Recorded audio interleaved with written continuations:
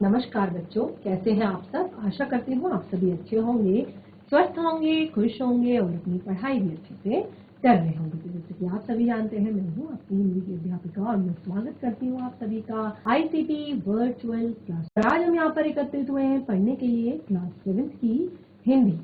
Class 7 की हिंदी में हमारा जो लास्ट सेशन था उसमें हमने पढ़ा था अपनी वसंत पाठ्य पुस्तिका भाग 2 का चैप्टर रक्त और हमारा शरीर। तो ये चैप्टर हमने बहुत अच्छे से पढ़ लिया था और मैं आशा करती हूँ कि आप सभी ने इस पार्ट के जो प्रश्न उत्तर हैं वो अपनी कॉपी में लिख लिए होंगे, अपनी कॉपी में नोट डाउन कर लिए होंगे। तो इस तरह से हिंदी जो हमारी वसंत पाठ्य पुस्तिका है उसका चैप्टर कंप्लीट करने के बाद आज हम फिर से आते हैं अपने हिंदी व्याकरण की तरफ। हिंदी व्याकरण में हमने संज्ञा, सर्वनाम, क्रिया, विशेषण, क्रिया, ये सारी चीजें हमने पढ़ ली हैं। संज्ञा किसे कहते हैं, सर्वनाम किसे कहते हैं, क्रिया किसे कहते हैं, ये सब चीजें हमने क्लियर कर ली हैं। और आज हम पढ़ेंगे अपना नया टॉपिक जो कि हिंदी व्याकरण में क्रिया के बाद आता है, जिसे कहते हैं विशेषण। तो विशेषण आज हम यहाँ पर पढ़ने वाले हैं।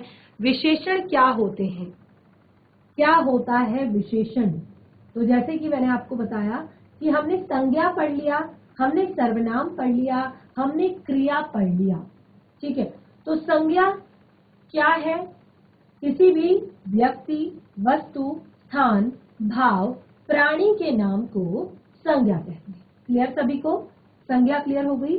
अब सर्वनाम, संज्ञा के स्थान पर बोले जाने वाले शब्दों को सर्वनाम कहते हैं। जो शब्द संज्ञा के स्थान पर बोले जाते हैं उसे सर्वनाम कहते हैं। अब आता है क्रिया। तो क्रिया किसी काम के करने या होने का बोध कराने वाले शब्दों, किसी काम के करने या होने का बोध कराने वाले शब्दों को क्या कहते हैं, आपका क्रिया कहते हैं। तो संज्ञा, सर्वनाम, क्रिया, तीनों चीजें क्लियर हो गई। अब आता है विशेषण। विशेषण किसे कहते हैं, ठीक है। विशेषण किसे कहते हैं, किसी भी व्यक्ति, वस्तु, स्थान, भाव, प्राणी के नाम को संज्ञा कहते हैं। और सर्वनाम भी समझ में आ गया, क्रिया भी समझ में आ गई। विशेषण क्या होता है, किसी भी संज्ञा या सर्वनाम की विशेषता बताने वाले शब्दों को विशेषण कहते हैं। संज्ञा या सर्वनाम की विशेषता बताने वाले शब्दों को विशेषण कहते हैं। जो शब्द संज्ञा की और सर्वनाम की विशेषता बताते हैं उसे विशेषण कहते हैं। तो देखिए, अब यहाँ पर कुछ एग्जाम्पल हम लिखेंगे।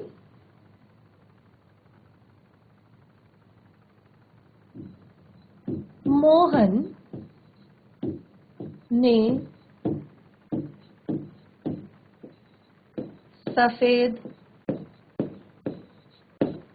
रुमाल बांधा है।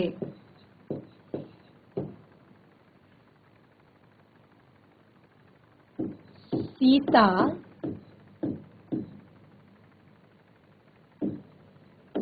लाल सेब खा रही है।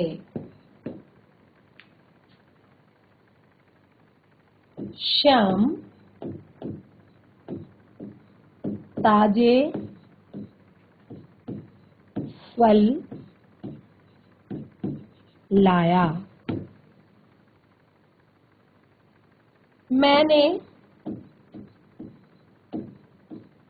थोड़ा पानी पिया। मैंने थोड़ा पानी पिया, ठीक है। मैं कक्षा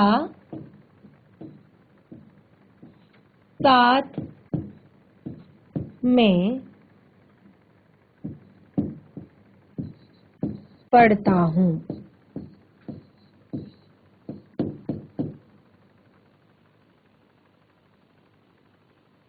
ठीक है, तो कुछ वाक्य हमने यहाँ पर लिखे हैं। पहले तो कुछ वाक्य लिखे हैं, तो अब देखिए कुछ वाक्यों में कुछ ऐसी चीजें हैं जो आपने अंडरलाइन करनी है। तो हमने कहा संज्ञा या सर्वनाम की विशेषता बताने वाले शब्द ही विशेषण कहलाते हैं। मोहन ने सफेद रुमाल बांधा है। मोहन और रुमाल क्या है? संज्ञा है। विशेषता क्या बताई जा रही है उसकी? सफेद। सीता लाल सेब खा रही है। श्याम ताजे फल लाया। मैंने थोड़ा पानी पिया। मैं कक्षा 7 में पढ़ता हूँ। अंडरलाइन किए गए शब्दों को देखिए। मोहन ने सफेद रुमाल बांधा है। सीता लाल सेब खा रही है। श्याम ताजे फल लाया। मैंने थोड़ा पानी पिया। मैं कक्षा 7 में पढ़ता हूँ। ठीक है, तो अब यहाँ पर जितने भी ये शब्द हैं जो ये अंडरलाइन किए गए शब्द हैं, ये आप देख रहे हैं कि ये विशेषता बता रहे हैं किसी न किसी चीज की। सफेद रुमाल क्या है? रुमाल का रंग बताया जा रहा है, सफेद रुमाल, यानी कि उसकी विशेषता है कि वो रुमाल कैसा है? सफेद है। लाल सेब, सेब की विशेषता क्या है? कि वो लाल है। ताजे फल, फलों की विशेषता क्या है? कि वो ताजे हैं। थोड़ा पानी, पानी की विशेषता क्या है? कि वो थोड़ा सा है। कक्षा 7, कक्षा की विशेषता क्या है? कि वो 7वीं कक्षा में पढ़ता है। ठीक है, तो यहाँ पर जो हमने अंडरलाइन किए गए हैं शब्द, जो हमने अंडरलाइन किए हुए हैं, इन्हें कहते हैं विशेषण, क्योंकि ये विशेषता बता रहे हैं किसी भी व्यक्ति की, किसी भी वस्तु की या सर्वनाम की। ठीक है, संज्ञा या सर्वनाम की विशेषता बताने वाले शब्द विशेषण कहलाते हैं। अब यहाँ पे जो हमने अंडरलाइन किए हुए जो शब्द थे, इनको क्लियर किया कि ये विशेषता बता रहे हैं। तो अब आपको परिभाषा क्लियर हो चुकी है कि क्या होती है विशेषण की परिभाषा। चलिए परिभाषा लिखिए। पहले विशेषण की परिभाषा लिखेंगे। संज्ञा या सर्वनाम की विशेषता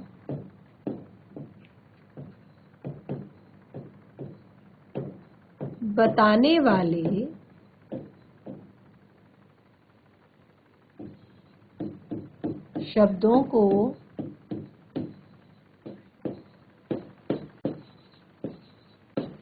विशेषण कहते हैं। संज्ञा या सर्वनाम की विशेषता बताने वाले शब्दों को विशेषण कहते हैं।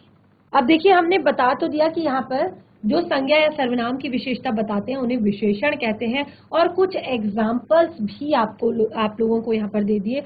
तो देखिए, आप यहाँ पे ये हमने बताया कि ये संज्ञा है, ये सर्वनाम है, इसकी जो विशेषता बताते हैं उन्हें कहते हैं विशेषण। तो जिसकी विशेषता बताते हैं उन्हें क्या कहते हैं? उन्हें कहते हैं विशेष्य। उन्हें क्या कहते हैं? विशेष्य, यानी कि जिसकी विशेषता बताई जाती है उसे विशेष्य कहते हैं। ठीक है, तो अब यहाँ पे कुछ एग्जाम्पल्स हम लिखेंगे, उसके बाद मैं आपको उसमें से विशेषण और विशेष्य अलग अलग करके आपको बताऊंगी। ठीक है, जैसे उसने नीला कोट पहना है। ठीक है, उसने नीला कोट पहना है। 5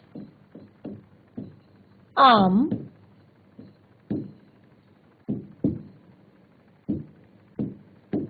खरीद लो।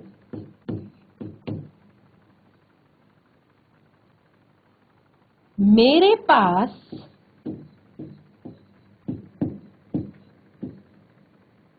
कुछ पुस्तकें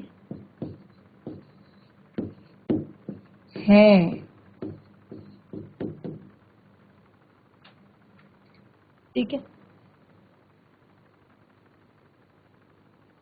सीता अच्छी लड़की है।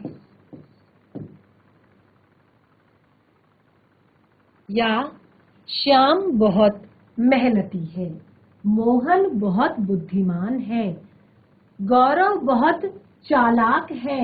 ठीक है, तो ये सारे शब्द। अब इसमें भी हम पहले शब्दों को अंडरलाइन करेंगे। उसने नीला कोट पहना है,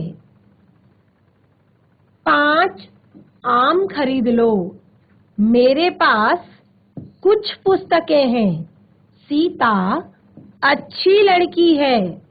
ठीक है, या और भी आप बहुत सारे लिख सकते हैं, जैसे राहुल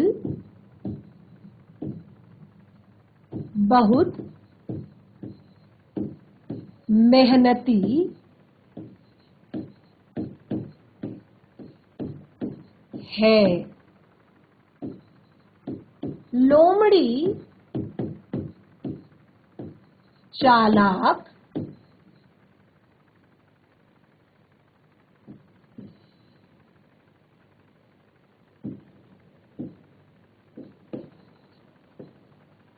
है,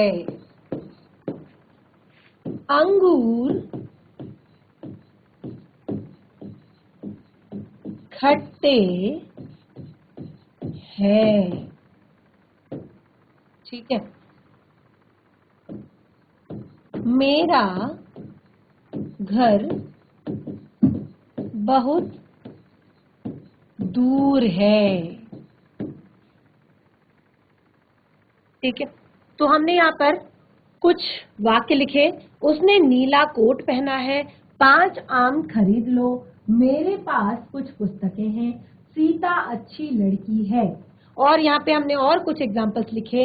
राहुल बहुत मेहनती है, लोमड़ी चालाक है, अंगूर खट्टे हैं, मेरा घर बहुत दूर है। तो जो भी हमने यहाँ पर शब्द अंडरलाइन किए हैं, जो भी शब्द हमने अंडरलाइन किए हैं, ये शब्द क्या है? विशेषण शब्द हैं। क्या शब्द है? विशेषण है। विशेषता बताई जा रही है इन शब्दों के द्वारा। तो जैसे उसने नीला कोट पहना है, उसने नीला कोट पहना है, तो नीला कोट, कोट की विशेषता है कि वो नीला है, तो नीला तो आपका हो गया विशेषण। ठीक है, लेकिन कोट क्या है? कोट है विशेष्य, जिसकी विशेषता बताई जा रही है। ठीक है, जिसकी विशेषता बताई जा रही है वो है आपका कोट, यानी कि उसे कहेंगे विशेष्य। 5 आम खरीद लो, 5 नंबर वाला जो हमारा विशेषण संख्या बताई जा रही है आमों की, और आम क्या है? विशेष्य है। क्या है? विशेष्य, यानी कि विशेषता को तो आमों की ही बताई जा रही है ना। मेरे पास कुछ पुस्तकें हैं, कुछ विशेषण, क्योंकि पुस्तकों की विशेषता बताई जा रही है, एग्जैक्ट क्लियर नंबर नहीं है, लेकिन फिर भी विशेषता है कि मेरे पास कुछ पुस्तकें हैं। और पुस्तकें क्या है? विशेष्य है, जिसकी विशेषता बताई जा रही है। पुस्तकें क्या है? विशेष्य। ठीक है, उसके बाद सीता अच्छी लड़की है, सीता अच्छी लड़की है, सीता अच्छी लड़की है, विशेषण। अच्छी शब्द क्या है? विशेषण है। और सीता या फिर जो ये लड़की शब्द है, ये क्या है? आपका विशेष्य है। ठीक है, तो ये आपको यहाँ पर क्लियर हो गया, विशेषण और विशेष्य। तो अब इन शब्दों में जो हमारा इस तरफ लिखे गए हैं, जो यहाँ पर शब्द, चलिए फटाफट इसमें से विशेषण शब्द छाटिए और विशेष्य अलग अलग कीजिए फटाफट। कौन सा शब्द विशेषण है और कौन सा शब्द विशेष्य है? कौन बच्चा क्लियर करेगा?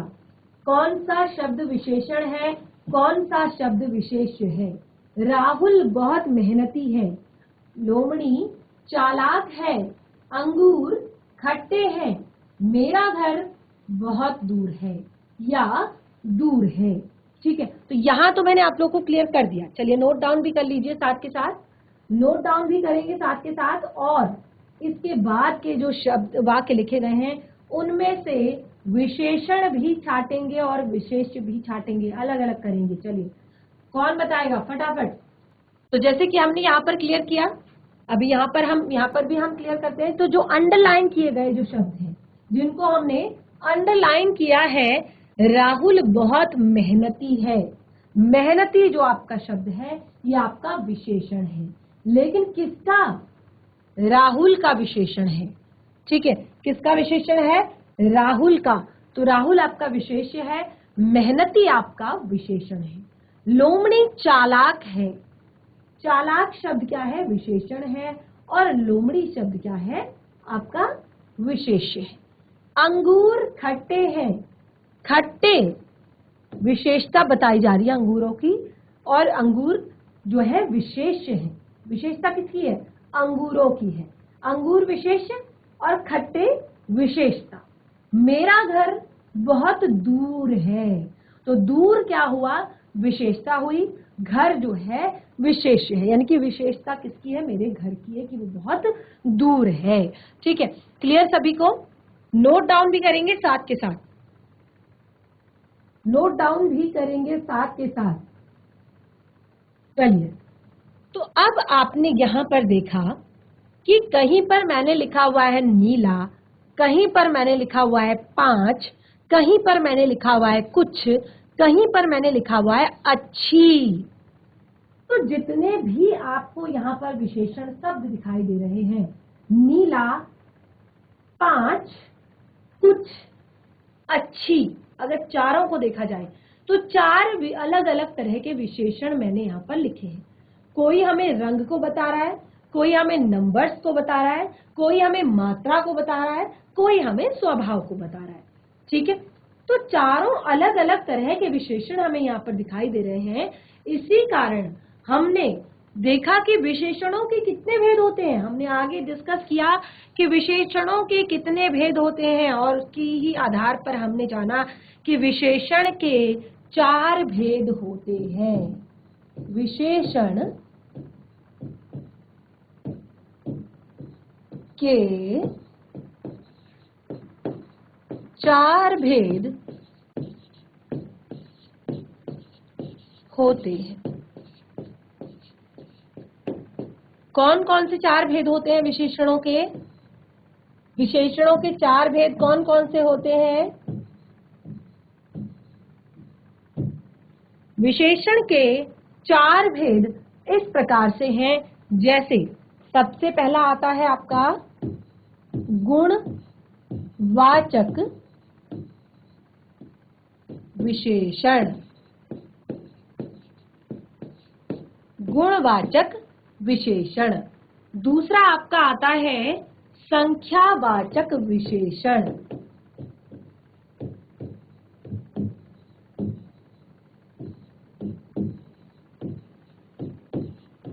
संख्यावाचक विशेषण।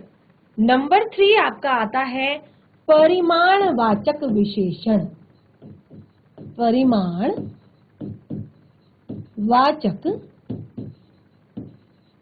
विशेषण। नंबर 4 आपका आता है सर्वनामिक या सांकेतिक विशेषण। सर्वनामिक या सांकेतिक भी इसको कहते हैं।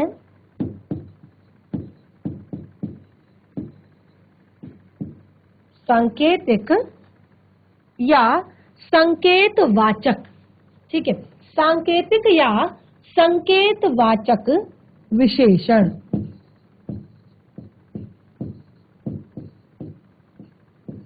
ठीक है, 4 प्रकार के। कौन कौन से 4 प्रकार? गुणवाचक विशेषण, संख्यावाचक विशेषण, परिमाणवाचक विशेषण और सर्वनामिक या सांकेतिक विशेषण। सर्वनामिक या सांकेतिक विशेषण। अब हम सबसे पहले वाले पॉइंट की तरफ बढ़ते हैं, गुणवाचक विशेषण। देखिए गुणवाचक विशेषण क्या होता है, अब हम एक एक करके चारों को समझेंगे। क्योंकि हमने विशेषण की बात यहाँ पर की है, देख सकते हैं आप, हमने कहा कि कहीं पर हम देख रहे हैं कि नीला हमने लिखा है, कहीं पर हमने 5 लिखा है, कहीं पर हमने कुछ लिखा है, कहीं पर हमने अच्छी लिखा है, यानी कि अलग अलग तरह के हमारे विशेषण हैं। कहीं पर हमें संख्या का बोध हो रहा है, कहीं पर हमें मात्रा का बोध हो रहा है, कहीं पर हमें गुण का बोध हो रहा है। तो इसीलिए अब हम इनको सबको अलग अलग से अच्छे से अलग डिस्क्राइब करेंगे, अलग से पढ़ेंगे। तो सबसे पहला हम टॉपिक लेते हैं अपना गुणवाचक विशेषण। ठीक है, पहला टॉपिक हम यहाँ पर लेते हैं गुणवाचक विशेषण। अब देखिए गुण जो होते हैं, गुण हमेशा आपके अच्छे, बुरे, कम, ज्यादा, रंग, रूप, आकार, कभी भी आप किसी को जज करते हैं, किसी को देखते हैं, तो गुणों के अंतर्गत यहाँ पर आपकी सारी चीजें आ जाती हैं। रंग आ जाता है, रूप आ जाता है, आकार आ जाता है, दशा आ जाती है, दिशा आ जाती है, अवस्था आ जाती है, व्यवहार आ जाता है, स्वभाव आ जाता है। तो ये सारी चीजें आपकी आती हैं गुणवाचक विशेषण के अंतर्गत। किसी भी व्यक्ति के गुणों की बात अगर की जाए, रंग की बात की जाए, व्यवहार की बात की जाए, और चाहे दोषों की बात की जाए, ये सब आते हैं आपके गुणवाचक विशेषण के अंतर्गत, चाहे अवस्था ही क्यों न हो। अगर हम कहें बचपन, ठीक है, बचपन, तो बचपन आपकी अवस्था आ जाती है और ये भी एक विशेषण है। ठीक है, ये भी एक विशेषण शब्द है। ठीक है, तो परिभाषा लिखते हैं सबसे पहले गुणवाचक विशेषण की, उसके बाद एग्जाम्पल्स से इसको क्लियर करेंगे और साथ के साथ नोट डाउन करेंगे। सभी बच्चे साथ के साथ नोट डाउन करेंगे, जरूर नोट डाउन करेंगे, लिखेंगे अपनी कॉपी में। ठीक है, तो शुरू करते हैं।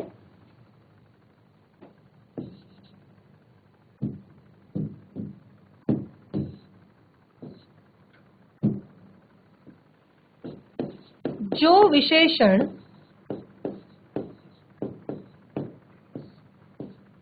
संज्ञा या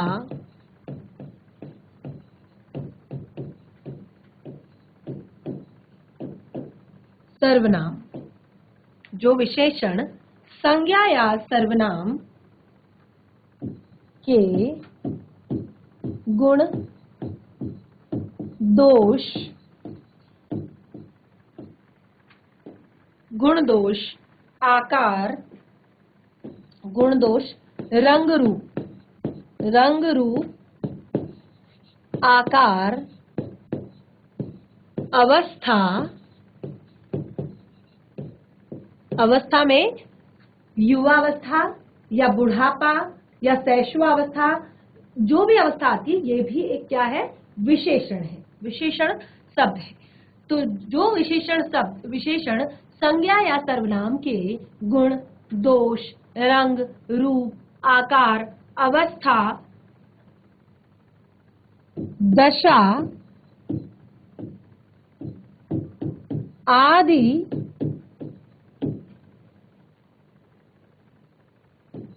का बोध कराते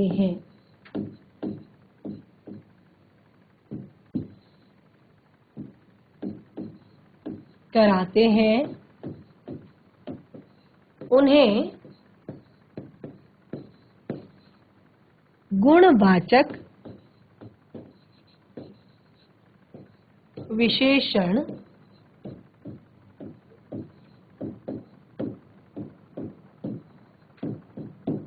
कहा जाता है। उन्हें गुणवाचक विशेषण कहा जाता है।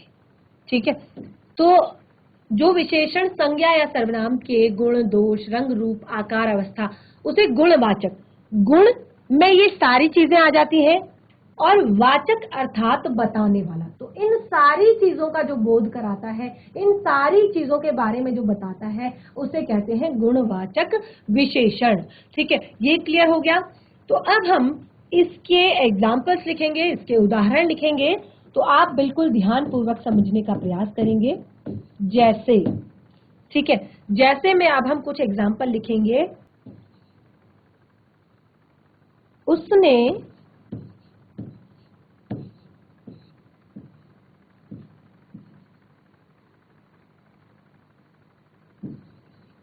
काला कोट पहना है। ठीक है, उसने काला कोट पहना है। अब मोहन बहुत दयालु है।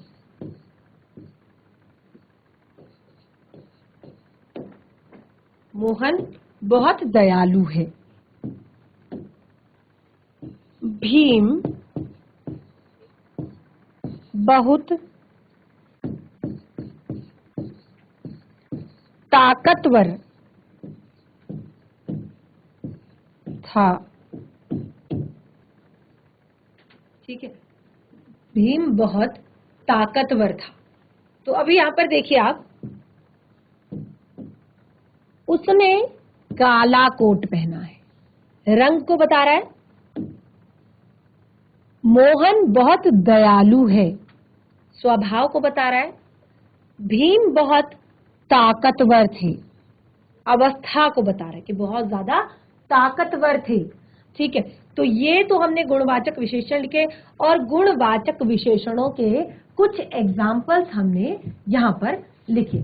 तो अब हम सबसे पहले यहाँ पर मैं आपको बता दूं कि गुणवाचक विशेषण के अंतर्गत जो भी बातें हमने यहाँ पर लिखी हैं, जो भी चीजें हमने यहाँ पर लिखी हैं, उनके अंतर्गत कौन कौन से शब्द आते हैं। अब मैंने यहाँ पर ताकतवर और दयालु दो शब्द लिखे हैं। ठीक है, ताकतवर और दयालु दो शब्द लिखे हैं। तो आप कहेंगे कि अरे मैम, आपने तो यहाँ पे ऐसा कुछ कहा नहीं था, तो ये कैसे आ गया गुणवाचक विशेषण के अंतर्गत, ये कैसे आ गया कि ताकतवर है और दयालु है। तो देखिए, कुछ ऐसे हम शब्द यहाँ पर लिखेंगे जो कि गुणवाचक विशेषण के अंतर्गत आते हैं। तो सबसे पहले स्वभाव के बारे में लिखेंगे, उसके बाद हम लिखेंगे रंग के बारे में, आकार के बारे में, उसके बाद हम लिखेंगे समय या दिशा के बारे में,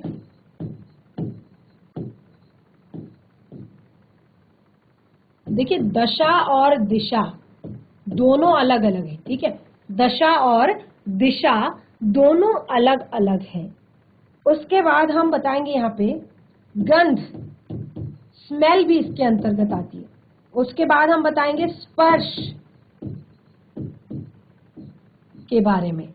ठीक है, उसके बाद आता है हमारा स्थान या देश के बारे में। तो ये जैसे हम अगर एग्जाम्पल में मैं कहूँ कि हम सब भारतीय हैं, हम सब भारतीय हैं, तो हमारी विशेषता क्या है? हमारी विशेषता क्या है? हमारी विशेषता है कि हम सब भारतीय हैं, हम सब भारतीय हैं। ठीक है, तो अब हम यहाँ पे पहले गुणों के अंतर्गत या स्वभाव के अंतर्गत लिखते हैं।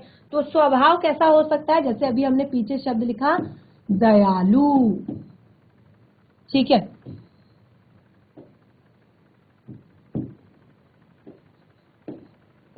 दयालु हो सकता है।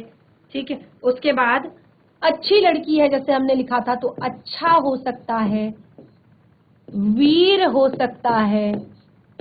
ठीक है, मेहनती हो सकता है या बुरा हो सकता है। ठीक है, उसके बाद आता है रंग। और भी बहुत सारी इसमें बहुत सारे शब्द आपके आते हैं, तो उनको भी आप यहाँ पर लिखेंगे। जैसे कि स्वभाव, कोई चिड़चिड़े स्वभाव का है, कोई शांत स्वभाव का है, शांत भी आप लिख सकते हैं।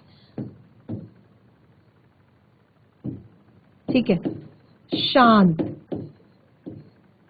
ठीक है, कोई गुस्से वाला होता है। ठीक है, क्रोधी, क्रोधी स्वभाव भी होता है किसी का। ठीक है, जैसे रावण बहुत ज्यादा क्रोधी था। कैसा था? क्रोधी था बहुत ज्यादा। ठीक है, अब आते हैं रंग की बात। तो रंग तो आप सभी को पता है, लाल सेब, काला कोट, सफेद रुमाल, नीला आसमान, ठीक है, या चमकीला,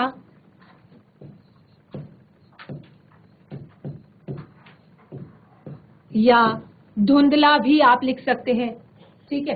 तो ये सब भी आपका रंग के अंतर्गत ही आता है। उसके बाद आती है आकार की बात, ठीक है। उसके बाद आकार की बात आती है, तो आकार कैसा हो सकता है? गोल हो सकता है, पतला हो सकता है, ठीक है, या तिरछा हो सकता है, नुकीला हो सकता है, या मोटा हो सकता है, ठीक है। तो इसके और भी बहुत सारे आकार जो आपको पता हो वो आप आगे लिख सकते हैं। तो जो भी ये यहाँ पे इसलिए लिखा जा रहा है क्योंकि इन चीजों के अंतर्गत ये शब्द आते हैं, इसलिए ताकि आपको लगेगा कि अरे मैम ने गुणवाचक तो बताया था, लेकिन गुणवाचक में ये आकार कहाँ से आ गया, गुणवाचक में ये दिशा कहाँ से आ गई, गुणवाचक में ये स्पर्श कहाँ से आ गया, गुणवाचक में ये गंध कहाँ से आ गया। तो ये शब्द आपके आते हैं गुणवाचक के अंतर्गत, इसलिए आपको ये यहाँ पर लिखवाया गया है, ठीक है। क्योंकि ये भी एक गुण है ना कि वो गोल है, तिरछा है, नुकीला है, पतला है, कैसा है, ठीक है। अब आती है समय की बात। तो समय में क्या आता है? जैसे हमने कहा ताजे फल, तो ताजा, जो एकदम फ्रेश, ताजा, ठीक है। उसके बाद आता है मौसमी, सीजनल, जो मौसम के अनुसार ही मिलता हो। इसके बाद आ जाता है पुराना या बासी, ठीक है। उसके बाद आता है आपका आधुनिक समय में, जैसे हम कहते हैं ना आधुनिक, मॉडर्न है, ये आधुनिक है। तो इसमें प्राचीन भी आ सकता है, मतलब बहुत पुराना, ठीक है। जैसे हमने आधुनिक कहा तो उसमें हम प्राचीन भी लिख सकते हैं, ठीक है। इसमें हम और भी चीजें लिख सकते हैं, जैसे सवेरा, शाम, ठीक है। तो ये सब क्या करते हैं? ये समय को दिखाते हैं और ये गुणवाचक विशेषण के अंतर्गत ही आते हैं। अब दिशा, तो चार दिशाएं ही होती हैं। तो चार दिशाओं को हम यहाँ पर लिखेंगे उत्तरी, पूर्वी, पश्चिमी, दक्षिणी।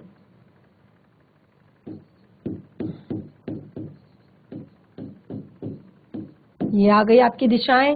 गंध, गंध यानी कि स्मेल, तो गंध के अंतर्गत भी आपका आता है, जैसे बदबूदार, सुगंधित,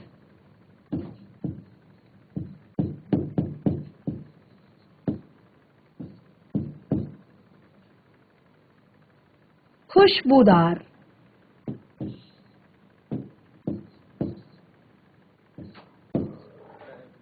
खुशबूदार,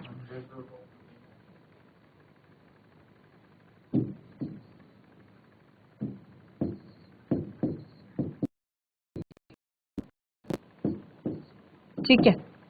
तो इस तरह के जितने भी शब्द आते हैं ये आपके आते हैं गुणवाचक विशेषण के अंतर्गत। अब देखिए स्पर्श, स्पर्श में आप लिख सकते हैं जैसे मुलायम, ये भी गुण है, खुरदरा, कठोर, ये सब क्या है? गुण है, ठीक है।